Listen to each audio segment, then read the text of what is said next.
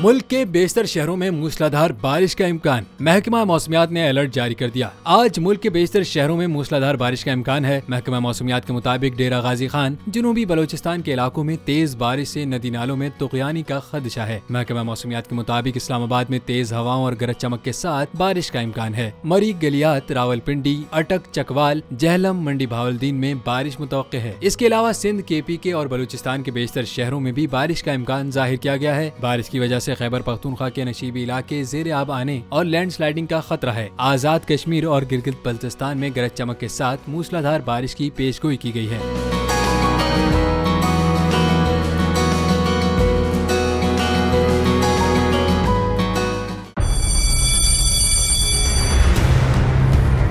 जामियात में चलता गोरख धंधा,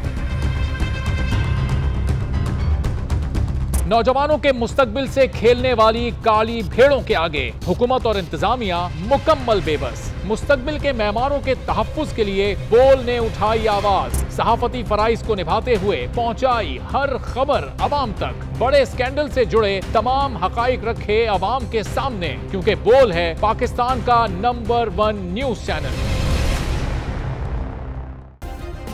सब्सक्राइब करें और बेल दबाएं ताकि कोई खबर रह न जाए।